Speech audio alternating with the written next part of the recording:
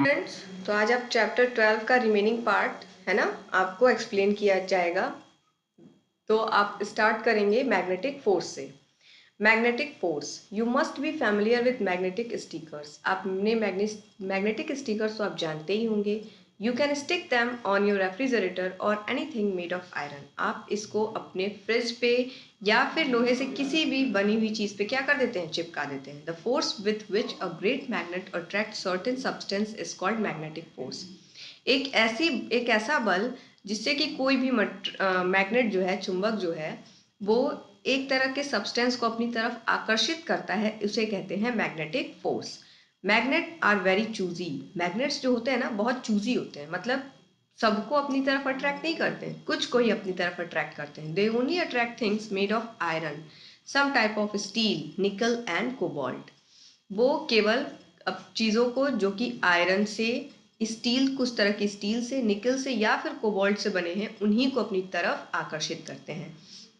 अगर प्लास्टिक की कोई चीज़ है, रबर की कोई चीज़ है, यहाँ पर देखिए मैग्नेट है ना, उसने की को, पिन को, नेल्स को क्या कर, स्क्रू को क्या कर लिया, अपनी तरफ अट्रैक्ट कर लिया। बट प्लास्टिक, सॉरी, ये रबर है, स्केल है, ये लकड़ी से बना हुआ आपका पेंसिल है, इन सब को उसने अट्रैक्ट नहीं किया है। You can experiment with a magnet and see if this is true. आप ये देख सकते हैं क्या करके, एक्सपेरिमेंट करके, कि क्या ये सही है। You may use the magnet behind a sticker. आप स्टिकर के पीछे भी अपना मैग्नेट लगाकर इसे चेक कर सकते हैं। अब यहाँ पर एक एक्टिविटी दी हुई है, the force required to move something. ये एक्टिविटी क्या है, push a chair along the floor. फर्श पे एक चेयर को क्या करिए, पुश करिए, ढकेलिए। उसके बाद then ask someone to sit on the chair and try to push it along. फिर किसी को उस पर बोलिए बैठने के लिए और फिर उसे ढकेलिए। If you push it with the same force as before, क्या आप उसे जैसा आराम से, जब कुर्सी खाली थी और आप उसे ढकेल ले रहे थे, उतने ही आराम से क्या आप अभी भी ढकेल ले रहे हो? It will move much slower. आप अब धीरे धीरे ढकेल पा रहे हो।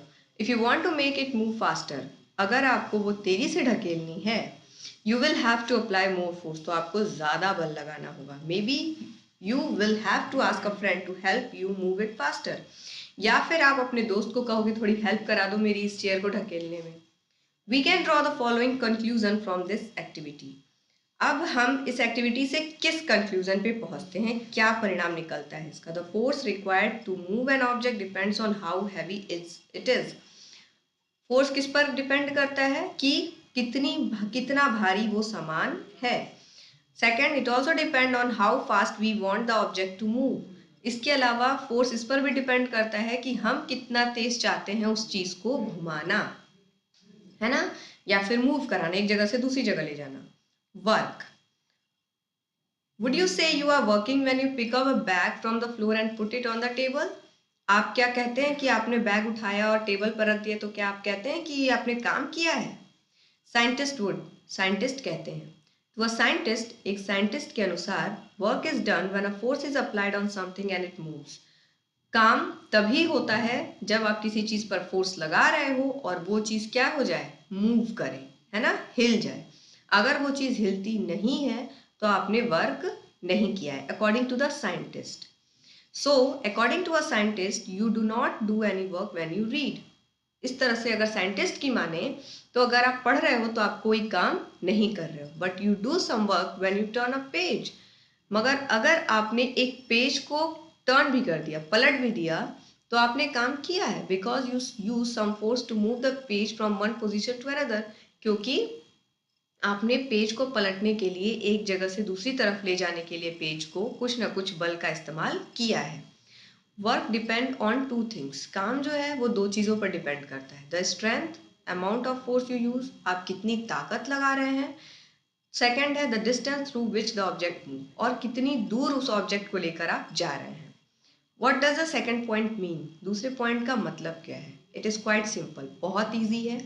You do more work to carry a bag up two flight of stairs than up one flight of stairs. अगर आपको कहा जाए कि आप कैरी अपना बैग करिए, है ना, तो ऊपर तक अगर ले जाने के लिए आपको कहा जाएगा तो आप ज़्यादा फोर्स लगाओगे, और केवल एक दो सीढ़ी चढ़ने के लिए कहा जाएगा तो आप कम बल लगाओगे।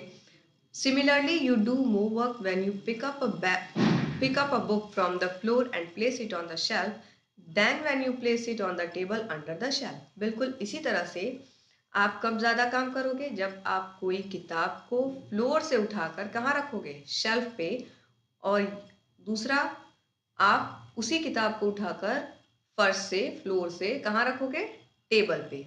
Okay, so you do more work to push a table along 2 metre than to push it along 1 metre. बिल्कुल इसी तरह से अगर आप किसी टेबल को ढकेलते हुए 2 मीटर तक लेके जाते हो तो आपने ज़्यादा काम किया है, और केवल 1 मीटर तक ही लेके जाते हो तो आपने कम काम किया है।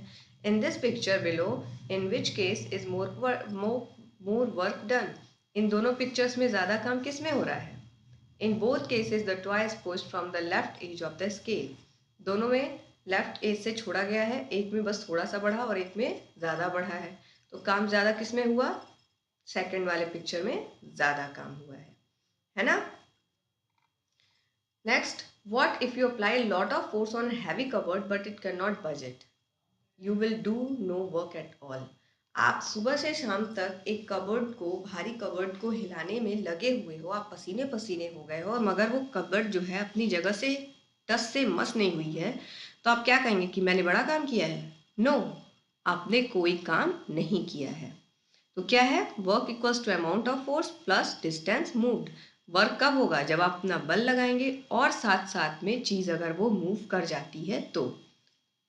You do no work when you apply a force but the object does not move। अगर ऑब्जेक्ट थोड़ा सा भी मूव नहीं करता है और आपने उस पर पूरा फोर्स लगा दिया है तो आपने वर्क नहीं किया, because the distance moved is zero, क्योंकि डिस्टेंस उसने कुछ कवर किया ही नहीं। ओके, तो इतने से समझिए, अगर आपने सिंपल फर्श पर से उठा के पेन को अपने टेबल पर भी रख दिया तो आपने काम किया, और अगर आपने कोई काम नहीं किया, अगर पेन वहीं की वहीं पड़ी है, ओके। या फिर आप बोल दो कि टीवी देखा हमने, तो टीवी में आपने कोई चीज़ मूव नहीं कराई, या फिर कोई दीवार है, आप उसको सुबह से लेके शाम तक ढकेले जा रहे हो, ढकेले जा रहे हो, और दीवार थोड़ी सी भी हिली नहीं, तो बोलो कि मैंने तो सुबह से लेके शाम तक इसको काम किया, पसीना पसीना हो गया हूँ, तो भी उसे नहीं माना जाएगा कि आपने काम किया है। Okay, energy, you must have come across this word many times. इस वर्ड से तो आप बहुत बार परिचित हुए होंगे। Work and energy are very closely related. Work और एनर्जी दोनों एक दूसरे से बड़े ही क्लोज हैं। Food give your body the energy to run and play. भोजन आपको ताकत देता है ताकि आप खेल सको, अपना काम कर सको। Electricity gives a fan to energy to turn. बिल्कुल इसी तरह से बिजली जो है वो पंखे को एनर्जी देती है कि वो घूम सके। Petrol gives a car the energy to move. बिल्कुल इसी तरह से पेट्रोल जो है वो गाड़ी को एनर्जी देता है कि वो चल सके। A battery gives a watch the energy to work. Battery जो है वो घड़ी को एनर्जी देती है कि वो काम कर सके, टिक टिक चल सके। Nothing can work without energy. कोई काम बिना एनर्जी से नहीं किया जा सकता। That is why scientist say that, इस वजह से साइंटिस्ट क्या कहते हैं? Energy is the capacity to do work. Energy वो क्षमता है जिससे आप काम को कर सकते हैं। Energy comes from diesel. Energy diesel से भी आता है। Energy comes from battery. Battery से भी आता है। Energy comes from food. भोजन से भी हमें एनर्जी मिलती है। Energy comes from gas. Energy जो है वो गैस से भी मिलती है। एनर्जी कम्स फ्रॉम इलेक्ट्रिसिटी, और बिजली से भी एनर्जी मिलती है।